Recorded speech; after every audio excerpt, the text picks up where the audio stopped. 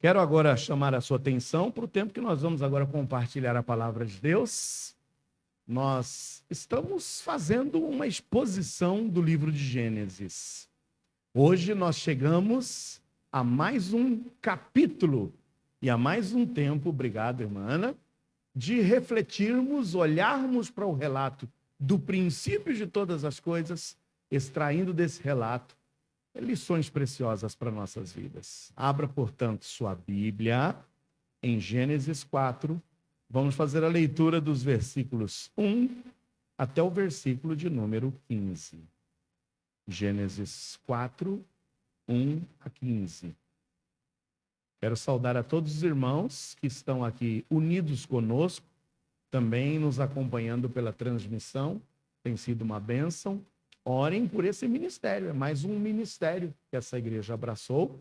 Os irmãos estão aqui, olhando para mim agora, né? Tudo bem? Eles estão ali agora, dentro da salinha, controlando. E aos poucos a gente vai chegar naquela excelência que a gente pretende chegar. Para que todos possam também, por uma impossibilidade de estarem aqui conosco, receberem também o desafio da palavra e poderem também se gozar com os louvores que são entoados aqui. Então, essa igreja, é o que eu digo, oportunidades para se trabalhar aqui, há. Então, se você se sente também tocado, quem sabe ajudar no Ministério de Transmissão, procura depois o irmão Paulinho, tá bom? O Ministério de Louvor também, procura o nosso irmão Daniel, que quer ajudar na recepção das pessoas que estão chegando na igreja, ou então se deixar ser usado até para ser um guardador dos carros dos irmãos, procura-nos. Oportunidades é o que não falta. Esse fim de semana foi mais um fim de semana abençoado de vagalumes. Tivemos o projeto acontecendo aqui na igreja e também o projeto acontecendo na tenda. Então a tenda funcionou de manhã, Parque Industrial, à tarde, Vila Norgang, e hoje pela manhã, mais uma vez, visitando o bairro do Filipinho. Então nós temos essa igreja envolvida em multiministérios, tá bom? Tem espaço para você.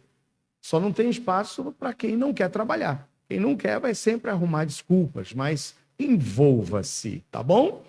Louvado e bendito seja o nome do Senhor. Gênesis 4, 1 a 15. Diz assim a palavra do Senhor. E conheceu Adão a Eva, sua mulher, e ela concebeu e deu à luz a Caim, e disse: alcancei do Senhor um homem. E deu à luz mais a seu irmão Abel. E Abel foi pastor de ovelhas, e Caim foi lavrador da terra. E aconteceu ao cabo de dias que Caim trouxe do fruto da terra uma oferta ao Senhor. E Abel também trouxe dos primogênitos das suas ovelhas e da sua gordura. E atentou o Senhor para Abel e para a sua oferta. Mas para Caim e para a sua oferta não atentou. Eirou-se Caim fortemente e descaiu-lhe o semblante. E o Senhor disse a Caim: por que te iraste? E por que descaiu o teu semblante? Se bem fizeres, não é certo que serás aceito? E se não fizeres bem, o pecado jaz à porta, e sobre ti será o seu desejo, mas sobre ele deves dominar. E falou Caim com o seu irmão Abel, e sucedeu que, estando eles no campo, se levantou Caim contra o seu irmão Abel e o matou. E disse o Senhor a Caim: onde está Abel, teu irmão? E ele disse: não sei, sou eu o guardador do meu irmão? E disse Deus: que fizeste? A voz do sangue do teu irmão clama a mim desde a terra. E agora maldito és tu desde a terra, que abriu a sua boca para receber da tua mão o sangue do teu irmão. Quando lavrares a terra, não te dará mais a sua força. Fugitivo e vagabundo serás na terra. Então disse Caim ao Senhor: é maior a minha maldade que a que possa ser perdoada. Eis que hoje me lanças da face da terra, e da tua face me esconderei. E serei fugitivo e vagabundo na terra, e será que todo aquele que me achar me matará. O Senhor, porém, disse-lhe: Portanto, qualquer que matar a Caim 7 vezes será castigado. E pôs o Senhor um sinal em Caim, para que o não ferisse qualquer que o achasse. Bom, irmãos, o que podemos aprender hoje? Já passamos pelos 3 primeiros capítulos do livro de Gênesis, quando, através desse relato da criação, nós nos deparamos com um Deus que, primeiramente, se revela ao homem. Se revela no capítulo 1 como um Deus poderoso, um Deus criador, um Deus eterno. Um Deus desejoso de se relacionar com o ser humano. Por isso criou o universo, criou o planeta Terra e pôs no planeta Terra o homem criado à sua imagem e semelhança. Nos 7 dias da criação, os 6 primeiros dias e o 7º em que Deus descansou, ele nos ensinou princípios. E aí nós aprendemos, através de cada um dia da criação, princípios que, quando aplicados em nossas vidas, nos tornam mais do que vencedores.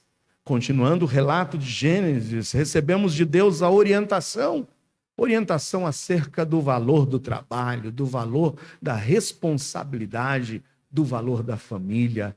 E por falar em família, adentraremos no próximo domingo ao mês de maio, onde nós dedicamos à família.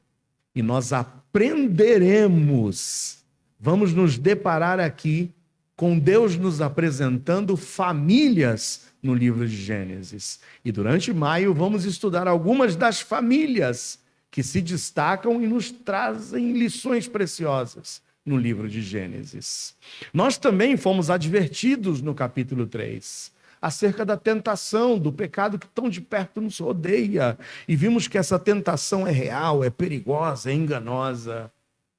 E Deus nos confrontou. Fomos confrontados com a nossa negligência, com a nossa displicência, com a nossa incoerência e com a nossa desobediência. Mas no último domingo, Páscoa, nós fomos confortados com o relato da criação.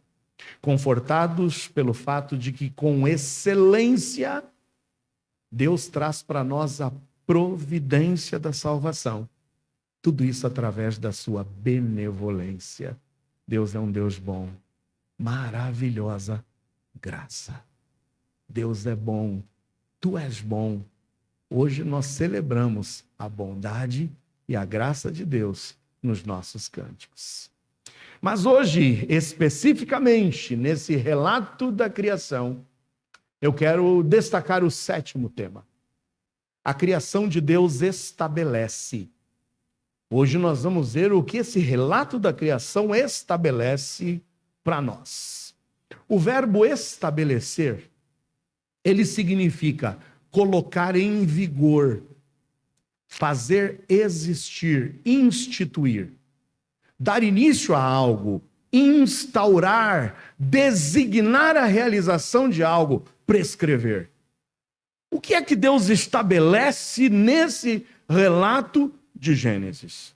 Nesse capítulo, nosso Deus estabelecerá padrões e critérios que são imprescindíveis para que o homem agora, dotado do conhecimento do bem e do mal, pudesse, através desses princípios e critérios, colocar estes princípios e critérios em prática na sua vida, para que pudesse ter uma vida vitoriosa na face dessa terra, após principalmente esse momento tão turbulento da entrada do pecado no mundo.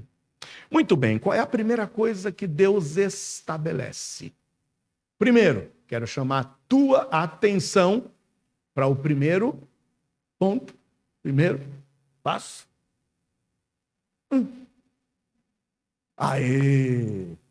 Que o relato da criação estabelece o modelo do culto que era agradável a Deus. Quando a gente lê o capítulo 4, a gente vai ver Deus estabelecendo um modelo de culto agradável a Deus. Primeiro, na sua forma. Vamos ler os versículos 3, 4 e 5 de Gênesis 4. Gênesis 4, versículos 3, 4 e 5. Diz assim: e aconteceu ao cabo de dias. O que significa esse ao cabo de dias? Ao fim de algum tempo, ou passado algum tempo. Ou seja, depois dos acontecimentos do capítulo 3, quando Adão e Eva caem em desobediência, são expulsos do jardim e passam agora a viver juntos fora daquele local que havia sido preparado para eles com tanto carinho por Deus, mas a desobediência traz consequências, lembra? Eu sempre digo para vocês, obediência traz recompensa, mas desobediência traz consequências. Adão passa com Eva agora a estabelecer a sua família. Conhece Adão a Eva, relacionam-se e passam a ter filhos. E eu quero que você atente que o capítulo 4, nesses versículos iniciais que nós lemos, eles vão colocar em destaque e em evidência o quê? 2 filhos de Adão e Eva. Porque tem muita gente que fica perguntando onde é que o Caim encontrou uma esposa? De onde é que ele tirou essa esposa se só tinha os 2, só Caim e Abel? Não. A evidência do capítulo 4 é em Caim e Abel. Mas a Bíblia nos diz que Adão e Eva tiveram filhos e filhas. Só para vocês terem uma ideia, após a morte de Abel, isso nós veremos no próximo domingo, só um spoilerzinho. Adão tinha 130 anos já, quando Deus proveu o substituto do filho assassinado Abel. Quando então, mais uma vez, Adão se relaciona com Eva e nasce Sete. E é da linhagem de Sete que vem uma linhagem abençoada na face da terra. Agora você imagina, em 130 anos, quando nasce esse filho Sete, após a morte de Abel, em 130 anos, com o vigor e a responsabilidade que Adão e Eva haviam recebido de Deus. Sabe que eles haviam recebido uma ordem de Deus? Qual foi a ordem dada por Deus a Adão e Eva? Qual era o principal ministério de Adão e Eva? Você sabe?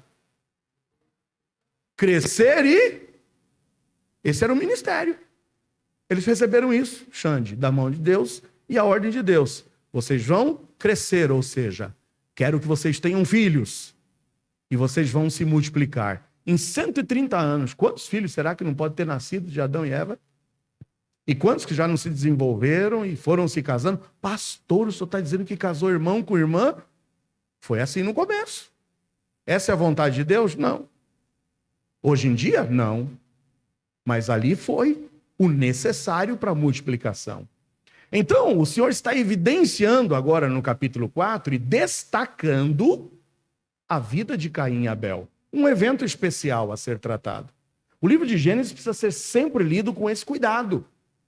Capítulo 1 de Gênesis, a gente lê o versículo 26 e 27 dizendo o quê? Eis que Deus criou o homem à sua imagem e semelhança. Macho e fêmea os fez. Resumo geral no capítulo 1. Quando você vai para o capítulo 2, o Senhor nos dá o quê?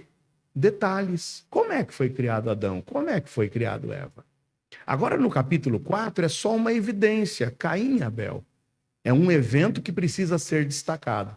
Mas a essa altura do campeonato, desse evento de Caim assassinando seu irmão, meus amados irmãos, Adão já tinha tido filhos e filhas e estava nascendo gente nesse mundo de Deus. Porque o meu ministério, Adão recebeu do Senhor, é me multiplicar.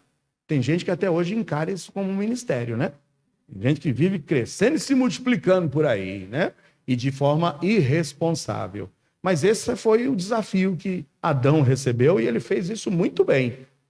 Haja vista que o Senhor lhe deu 930 anos de vida, imagina? 930 anos, meu Deus do céu. Quem já está aqui sentindo dorzinha com 50? Já fala, ai, me dói isso aqui. Cheguei, irmão Geraldo, como é que está o pezinho? Ai, pastor, como dói meu pé. Manhoso, né, Vera? Fala, ó, a Vera tá ali, né? Dói, parece que é um prego fincando aqui, né? Aí, geme da dor. Agora, Adãozão, 930 anos, imagina quantas pessoas ele não colocou nesse mundo. Mas vamos adiante. Esse evento vai estabelecer um modelo de culto agradável a Deus. Nesse cabo de dias do versículo 3, ou seja, ao fim de algum tempo, ou passado algum tempo, Caim trouxe do fruto da terra uma oferta ao Senhor. Caim é o modelo da pessoa que quer cultuar a Deus da sua forma, do seu jeito. E está cheio de gente hoje em dia que quer inventar o seu jeitinho especial de cultuar a Deus. E ele resolve trazer do fruto da terra uma oferta ao Senhor. 4. Abel também trouxe, mas trouxe dos primogênitos das suas ovelhas, ou seja, das primícias das suas ovelhas e da sua gordura. Aí vem o Caim e traz fruto da terra, porque era lavrador. E nós temos o Abel que traz o quê? Os primeiros animaizinhos, as primícias, os primogênitos das suas ovelhas, porque ele era um pecuarista. E ele traz então as ovelhas, o Senhor dos céus olha as ovelhas e olha o fruto da terra. E a Bíblia diz que o Senhor se agradou, ou seja, atentou para Abel e para a sua oferta. Mas para Caim, para a sua oferta, não atentou. Eu quero destacar duas possíveis razões pelas quais o Senhor não atentou para a oferta de Caim. E que continua sendo hoje ainda o modelo de culto que Deus estabelece. Na sua forma, o Senhor tem uma forma de culto que lhe agrada. O Senhor nos dá instruções da forma em que esse culto precisa ser apresentado a Ele. O culto que agrada a Deus na sua forma é o seguinte: é o culto em que, estabelecido por Deus, inclusive com o exemplo que Deus deu a Adão, é um culto que exigia obrigatoriamente um animal a ser sacrificado. Lembra quando Adão e Eva quiseram dar uma de Caim? Eles pecam e o que eles fazem? Para tentar, consertar o erro deles, eles pegam folha de quê? Figueira. E o Senhor disse, não é assim que você vai cobrir o seu pecado. Eu vou ensinar. E o Senhor os instruiu qual seria o modelo do culto a partir de então. A oferta que Deus se agradaria. E Deus vai e mata um animal. Derrama o sangue daquele animal. O Senhor tira a pele daquele animal. E de uma forma pedagógica, Adão e Eva aprenderam que sem derramamento de sangue não há remissão de pecados. Hebreus 9, 22. A partir de agora, cada vez que vocês pecarem, ao cabo de dias, passado um determinado tempo, tragam essa oferta para mim. O que Deus estava querendo fazer com isso? Deus não tinha pena dos animais? Deus estava de uma forma pedagógica instruindo os homens de que a providência para que uma vez no futuro, de uma vez por todas, os sacrifícios dos animais cessassem, seria uma figura da vinda do seu filho Jesus. Cristo, o Cordeiro de Deus, que veio e como uma ovelha muda foi levado ao matadouro. Vimos isso a semana passada. Ofereceu-se a si mesmo como um sacrifício por nós. O Cordeiro de Deus que veio tirar o pecado do mundo. Desde aquele primeiro animal morto para cobrir o pecado de Adão, quantos outros animais não foram mortos? E essa era a forma estabelecida por Deus. E não adianta a gente querer mudar a forma estabelecida por Deus. Da mesma forma que as folhas de figueira foram inúteis, ineficazes para cobrir o pecado de Adão e Eva, e Deus providenciou através da pele daqueles animais, o Senhor queria que Caim e Abel soubessem. É desse jeito que vocês se reconciliarão comigo. Não do jeito que você quer, Caim. Então Deus tem uma forma estabelecida. Em Gênesis 4, versículo 4, Abel trouxe dos primogênitos das suas ovelhas e da sua gordura. Isso fez com que Deus atentasse para a oferta de Abel e não atentasse para a oferta de Caim. Sabia que hoje também tem uma forma estabelecida para cultuarmos a Deus?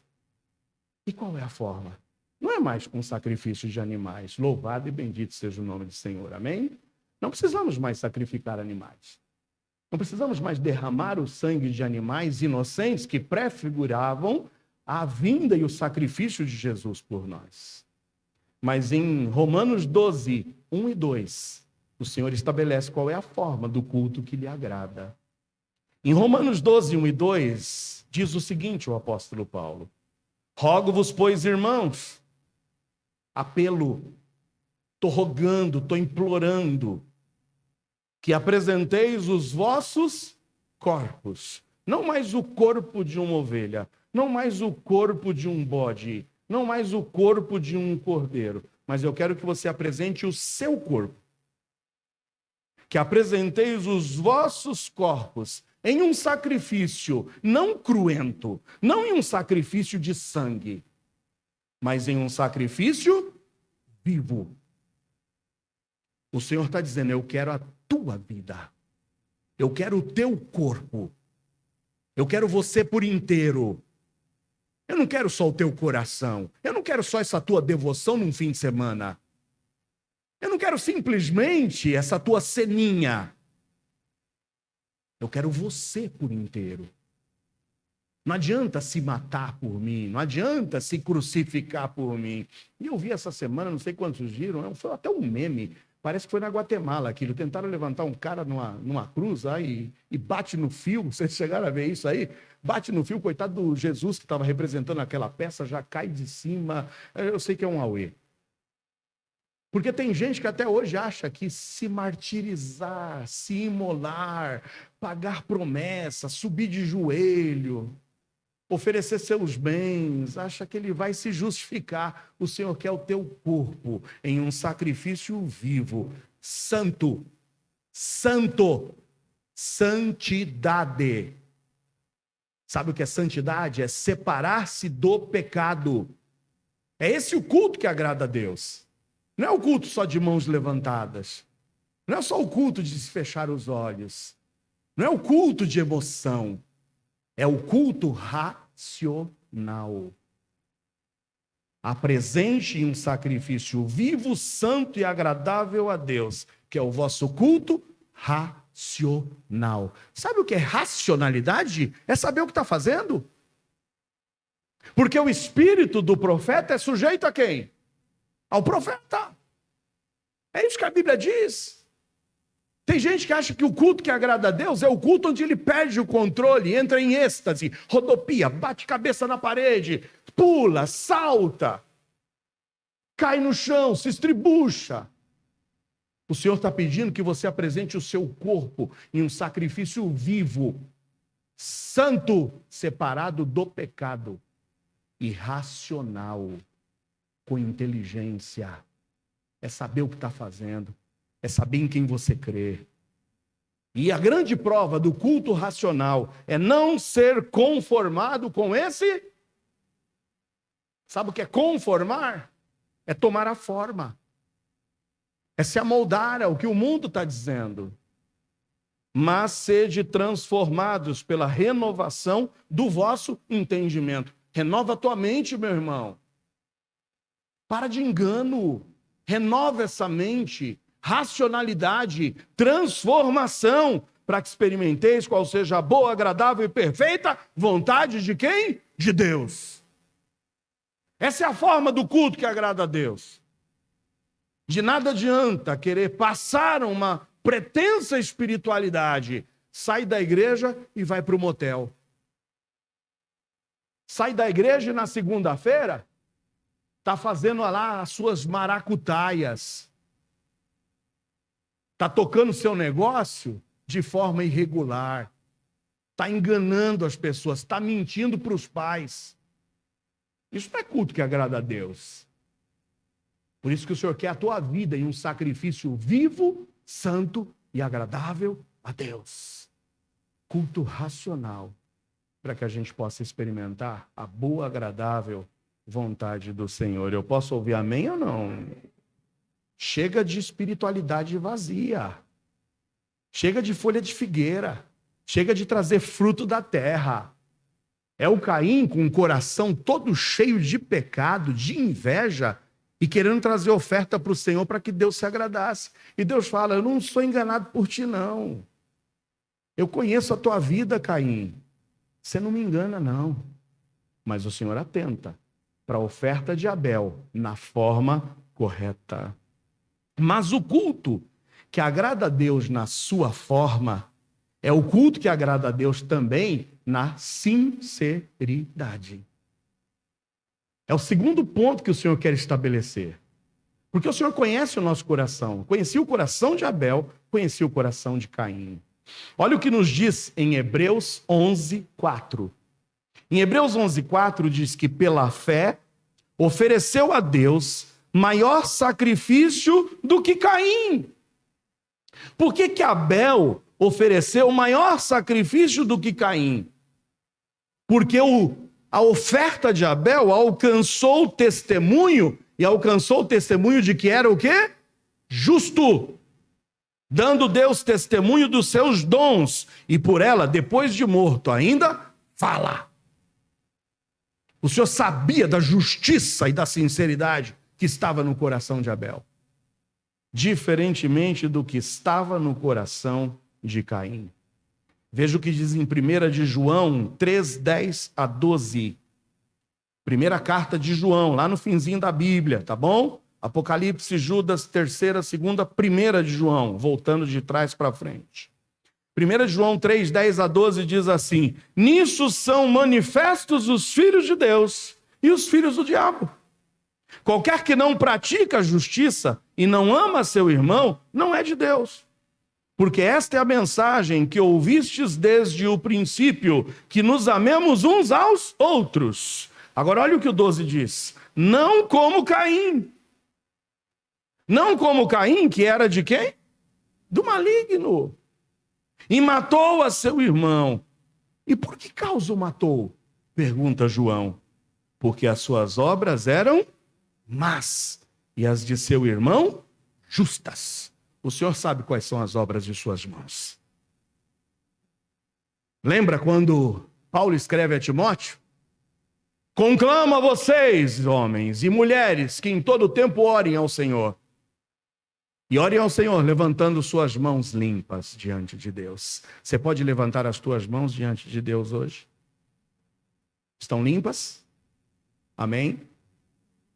O Senhor conhece o que vai aqui dentro do nosso coração. As obras de Caim eram não justas, mas eram más. E não tem oferta que cubra obras más. Não tem fruto da terra, não tem folha de figueira, não tem religiosidade que cubra as nossas obras más. Mas Deus conhecia o coração do justo Abel.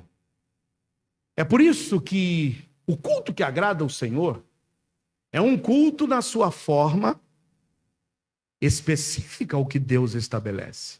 Hoje o Senhor quer você oferecendo tua vida como um sacrifício vivo a Deus. Um culto de racionalidade, vida santa, separada do pecado. O Senhor quer no seu coração sinceridade. O Senhor conhece o teu coração. A gente não engana a Deus. Enganamos todas as pessoas desse mundo, mas não enganamos Deus. Principalmente na nossa espiritualidade forjada. Na nossa dissimulação. Deus sabe o que vai dentro do nosso coração. E sabe o que o Senhor espera de cada um de nós?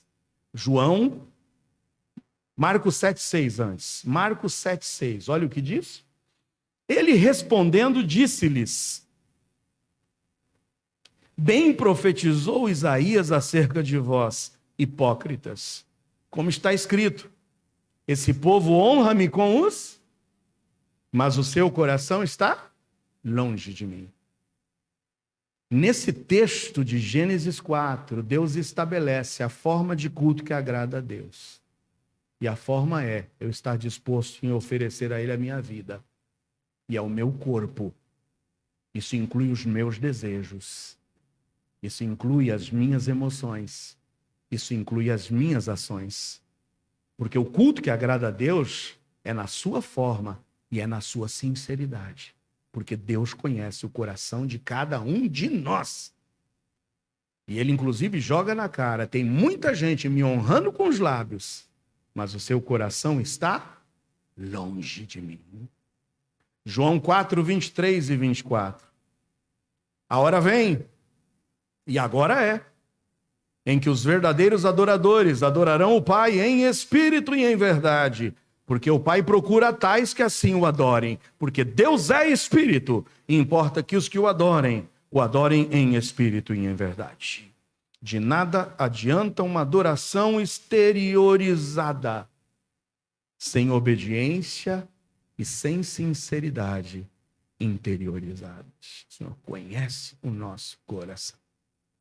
Por isso que no primeiro ponto vimos que o culto que agrada a Deus precisa obedecer à sua forma e precisa obedecer à sinceridade do nosso coração. De nada adianta oferecer ao Senhor algo que não seja sincero. Em segundo lugar, o relato da criação estabelece o caminho da prudência a trilhar. O Senhor nos apresenta e estabelece um caminho de prudência que deve ser trilhado por cada um de nós. Versículos 5 a 7 de Gênesis 4. Mas para Caim e para a sua oferta não atentou. E esse não atentar trouxe a Caim ira. Irou-se Caim fortemente e descaiu-lhe o semblante. Sabe que a gente não consegue muitas vezes esconder o que passa aqui dentro do nosso coração? E Deus está dizendo que de uma forma clara, essa rejeição de Deus, a sua oferta, trouxe a ele ira e trouxe a ele um semblante descaído. Sabe aquela cara que você fez de que comeu e não gostou? E que a gente às vezes não consegue evitar? Estava vendo um memezinho essa semana também do pessoal sem máscara agora, né? A gente acostumou tanto de fazer nossas caras e bocas com máscara, e agora a gente precisa tomar cuidado, né? Porque as pessoas estão nos vendo sem máscara. Acho que é por isso que a Neuza não tirou a dela hoje, né? Estou brincando, Neuza. Mas é assim. O Senhor está falando, o semblante descaiu. Deus notou a reação de Caim. E olha que interessante, irmãos, porque o Senhor diz a Caim: por que tiraste? E por que descaiu o teu semblante? E aí vem a advertência de Deus. Deus é tremendo, irmãos. Como Deus nos adverte a cada dia. Como Deus tem nos advertido do púlpito dessa igreja, independentemente de quem vem aqui pregar. E quem foi advertido ontem por essa palavra, diga amém.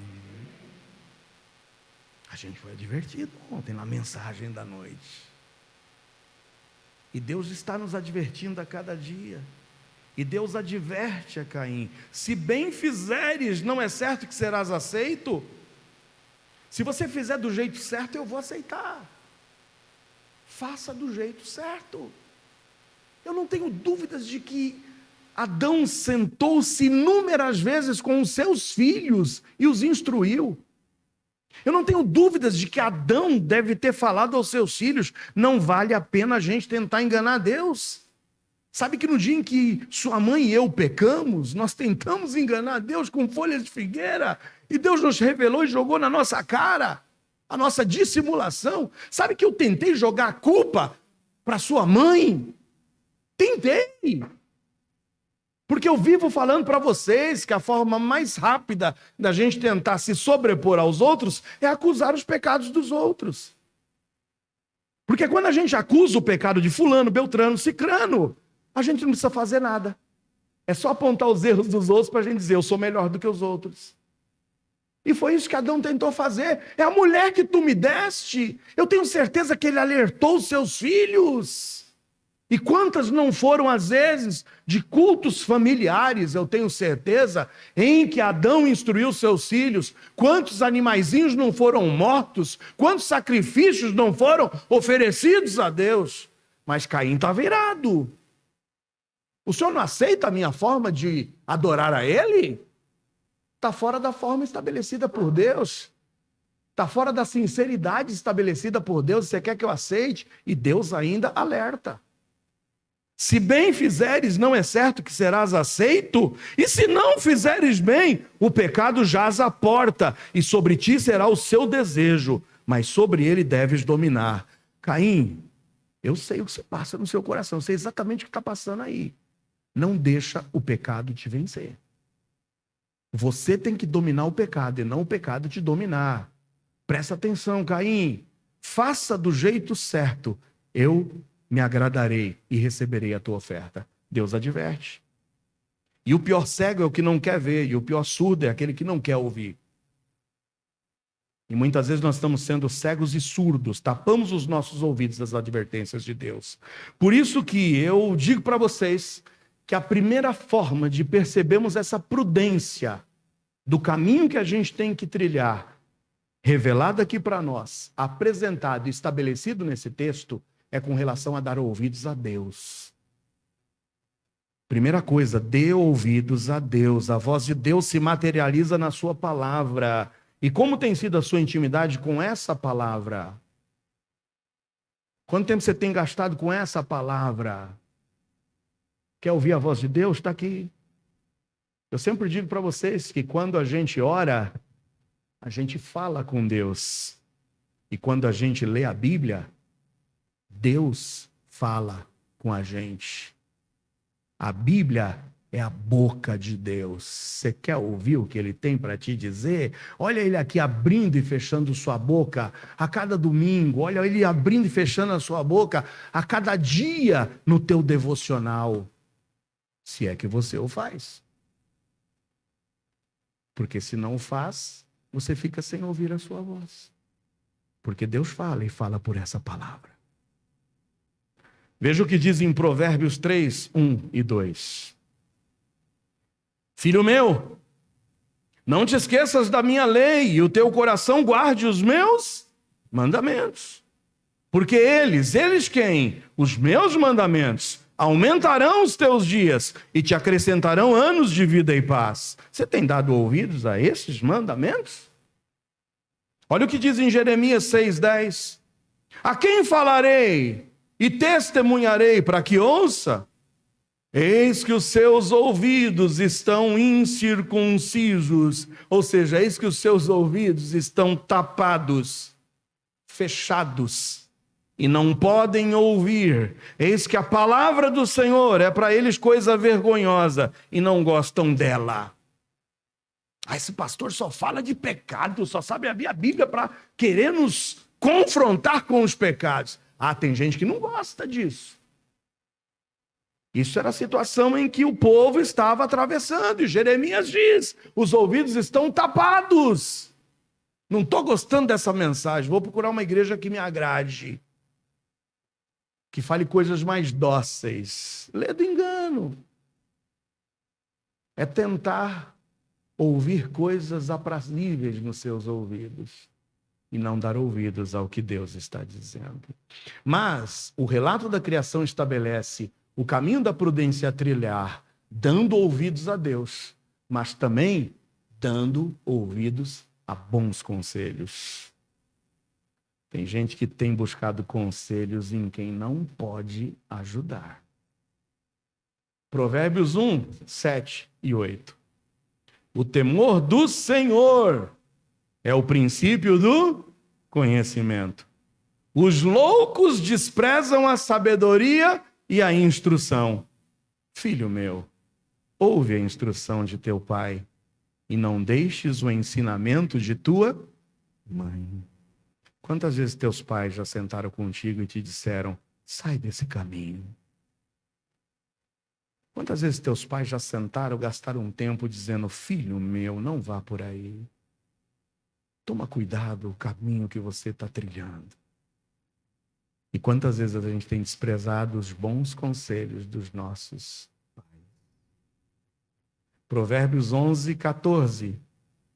Não havendo sábios conselhos, o povo cai. Mas na multidão de conselhos, há o quê? Irmãos, eu já fui procurado por pessoas pedindo conselhos. Eu já dei muitos conselhos na minha vida. Mas sabe quais os momentos mais tristes? É quando você dá o conselho, a pessoa ouve, e aí a pessoa faz ao contrário do que você disse. Ele, na realidade, quando ele te busca o conselho, ele quer ouvir o que ele deseja ouvir. E quando você, no teu conselho, apresenta um rumo diferente, a pessoa vai buscar fazer a vontade dela. E é triste quando lá na frente a gente vê as coisas dando errado, porque a pessoa desprezou os conselhos. E sabe qual é o primeiro resultado? É se afastar da presença de Deus. Quantos que estão longe da presença de Deus? Quantos que já não nem comungam com a gente? Porque não deram ouvidos a conselhos. Você tem dado ouvidos a bons conselhos? Porque não havendo sábios conselhos, o povo cai. Mas na multidão dos conselhos há o quê? Segurança. Há um caminho de prudência apresentado nesse texto. Deus adverte Caim. Deus traz Caim à realidade. Caim, faça o certo e eu estarei contigo. Caim, por que você está irado? Caim, não deixa o pecado te dominar. Caim, fuja desses sentimentos. Caim, não caia na lábia do pecado. O que fez Caim? Foi pelo caminho contrário. Efésios 5, 15 a 17.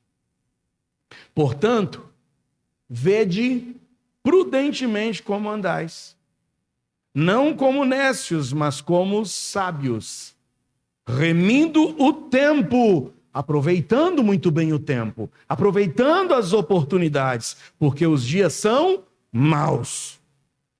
Por isso não sejais insensatos, mas entendei qual seja a vontade do...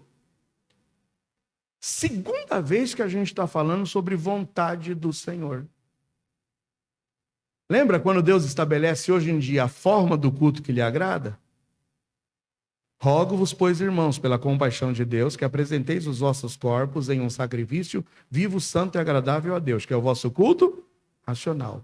E não sede conformados com esse mundo, mas transformai-vos pela renovação do vosso entendimento, para que experimenteis qual seja a boa e agradável. E aqui Paulo está dizendo mais uma vez, não sejam insensatos, mas entendei qual seja a vontade do Senhor. A gente compreende quando está disposto a oferecer para Ele um culto na forma e na sinceridade. E está disposto a caminhar o caminho da prudência, dando ouvidos a Deus e dando ouvidos a bons conselhos. Onde você tem buscado direção? Não vos enganeis. As más conversações corrompem os bons costumes. Realmente, meus amados irmãos, não tenho dúvidas de que o relato da criação nos apresenta o caminho da prudência que devemos trilhar. Mas, em terceiro lugar, esse relato da criação estabelece também a necessidade de arrependimento. Somos confrontados nesse evento de Caim e Abel com a necessidade do arrependimento. Está nos versículos 8 a 10 do capítulo 4 de Gênesis. Falou Caim com o seu irmão Abel, e sucedeu que, estando eles no campo, se levantou Caim contra o seu irmão Abel e o matou. E disse o Senhor a Caim: onde está Abel, teu irmão?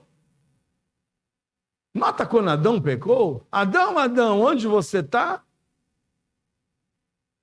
E agora Deus chega e fala: Caim, Caim, cadê o seu irmão?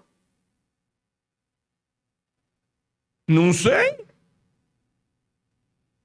Eu sou responsável pelo meu irmão? Meu irmão já é grandinho, responde por si mesmo. Não sou eu o guardador do meu irmão. E disse Deus: que fizeste? E o dissimulado está tentando enganar Deus. Acabou de matar o irmão. A voz do sangue do teu irmão clama a mim desde a terra. A pior coisa é tratar com um dissimulado. Sabe o que é um dissimulado? Linguagem nordestina, sonso. Já viu o sonso? Você sabe do que o cabra fez, aí você fala, você confronta e está dizendo, não, eu não, eu? Hã? Sonso. Sonsa. Deus está confrontando depois de ter advertido. Disse Deus que fizeste, a voz do sangue do teu irmão clama a mim desde a terra. Como temos reagido, irmãos, diante da confrontação de Deus? Temos demonstrado arrependimento? Ele acaba de ser confrontado por Deus. Você viu a derrocada, como que é? Primeiro a gente foge do culto. A gente deixa Deus de lado, a gente tenta construir a nossa religiosidade do jeito que a gente quer. A gente não quer ser da forma e com a sinceridade que Deus exige. A gente acha que pode inventar o nosso jeito de cultuar Ele. É do meu jeito. Quando a gente foge da forma e da sinceridade, segundo passo, a gente vai pelo caminho da imprudência. Passa a não dar mais ouvidos aos conselhos de Deus e nem tampouco aos conselhos dos irmãos, que estão às vezes nos cutucando e dizendo, sai dessa, meu, volta! Não vai por essa! A gente foge do culto, a gente foge da prudência, dos sábios conselhos que a palavra e que os nossos irmãos em Cristo e quem sabe os nossos pais estão nos dando. E a gente vai para o caminho simplesmente de execução dos nossos pecados de forma contumaz, onde não demonstramos arrependimento e queremos negar aquilo que a gente faz. É a derrocada de Caim. Mesmo advertido, ele vai, Deus falou, não deixa que o pecado te domine. E o pecado não só o dominou, como o arrebentou. Lembra da mensagem de ontem? Tiago 4, 6 a 10. Abre lá. Se você não estava, eu vou ler o texto para você. Tiago 4, 6 a 10. Antes ele dá maior graça. Portanto diz, Deus resiste aos... Já falou com alguém soberbo? Não aceita conselho, não aceita repreensão, não aceita direção, não aceita que está errado. Soberbo. Antes ele dá maior graça, portanto diz, Deus resiste aos soberbos, mas dá graça a quem? O caminho da humildade é o caminho da restauração. O caminho da humildade é o caminho da restauração. Sujeitai-vos, pois, a Deus. Caim não fez isso. Resistir ao diabo, ele não resistiu. Por isso o diabo não fugiu. Mas o diabo impulsionou a matar o seu irmão. 8. Chegai-vos a... E ele? Eu disse ontem, lembra? No processo da salvação, Deus é quem desce. Deus é quem vem ao encontro do homem. Deus é quem provê a salvação ao homem. Ele se chega a nós. No processo da santificação, somos nós quem temos que chegar a Ele. Ninguém se santifica se não se chegar a Deus. Porque quanto mais nos achegamos a Ele, mais nos afastamos do pecado e do mundo. Por isso chegai-vos a Deus e Ele se chegará a vós. Limpe as mãos, pecadores. E vós de duplo ânimo. Sabe o que é duplo ânimo? Duas caras. Purificai os corações. Senti as vossas misérias. Lamentai, chorai. Converta-se o vosso riso em pranto. A carinha de satisfação, de ter mais uma vez cedido aos desejos da carne. O pecado traz prazer, mas prazer momentâneo. Por isso, converta-se o vosso riso em pranto e o vosso gozo em tristeza. Mas para isso só tem um caminho. É o caminho da humildade. Humilhai-vos perante o Senhor e Ele vos... Caim perdeu a oportunidade do arrependimento, que nos coloca debaixo da misericórdia de Deus. Eu tenho certeza absoluta, meus amados irmãos, que se confrontado por Deus, Caim demonstrasse arrependimento, como Deus seria gracioso com ele. Mas Deus pergunta, ele nega. Deus reforça e ele continua negando. Aí Deus tem que trazer o juízo. Deus está te dando oportunidades, hein? Deus está te dando chances, hein? Já parou para pensar? Em quantas Ele já te deu? Vai chegar o momento em que vem o juízo. E dele ninguém foge. Sabe qual é o caminho da restauração? O caminho do arrependimento. É o caminho do arrependimento. O que confessa os seus pecados e os deixa, esse alcança misericórdia. E por último, o relato da criação estabelece a tolice da vingança. Tolice. É tolice a gente querer fazer justiça com as próprias mãos. É tolice a gente querer resolver por nossas próprias forças. Olha o que diz no versículo 15 de Gênesis 4. O Senhor, porém, disse-lhe: portanto, qualquer que matar a Caim, 7 vezes será castigado. E pôs o Senhor um sinal em Caim, para que o não ferisse qualquer que o achasse. Sabe, quando Caim tentou ali, sabe, buscar a graça de Deus, dizendo: ó Deus, o teu juízo vai ser pesado demais contra mim. O teu juízo, Senhor, vai acabar com a minha vida, porque eu vou ser um vagabundo, moribundo por essa terra, fugindo. E qualquer que se encontrar comigo vai querer me matar. E talvez você diga: quem poderia tentar desejar matá-lo? Você acha que a notícia não correu, não? E volta comigo, hein? Não está só Caim e Abel aqui. Lembra que o nosso amigo Adão tinha recebido um ministério. Qual era o ministério da parte de Deus? Crescer e se... Tinha muita gente espalhada na face da terra. Sabe que alguns estudiosos, fazendo algumas projeções, dizem que pode haver a possibilidade de que nessa época do assassinato de Caim, matando seu irmão Abel, do assassinato do Abel pelo seu irmão Caim, pudesse, de acordo com todas as projeções, ter em torno de 1 milhão a 1,5 milhão de pessoas já vivendo na terra. Com toda a multiplicação de Adão. Adão gerando filhos, filhos gerando outros filhos, e filhos gerando filhos, e vai se multiplicando isso geometricamente. Havia uma possibilidade. E aí você acha que a notícia não correu, não? Irmão mata irmão. Ah, e os familiares de Abel? A família direta de Abel agora? A gente não sabe. Mas talvez já fosse casado, tivesse filhos, tivesse parentes diretamente relacionados com Abel. Os dois eram irmãos. Ah, vamos matar, vamos fazer vingança com as nossas próprias mãos. E a gente às vezes quer resolver os nossos problemas com as nossas próprias mãos. Ah, a gente, quem sabe, às vezes foi ferido por alguém. A gente, às vezes, sabe, alguém nos tratou mal. Alguém, quem sabe, nos traiu. Alguém, quem sabe, com dissimulação, tal como Caim, pode ter nos prejudicado. Ah, eu vou fazer justiça com as minhas mãos. Por favor, em nome de Jesus, esse relato está nos dizendo que a vingança é tolice. Tolice.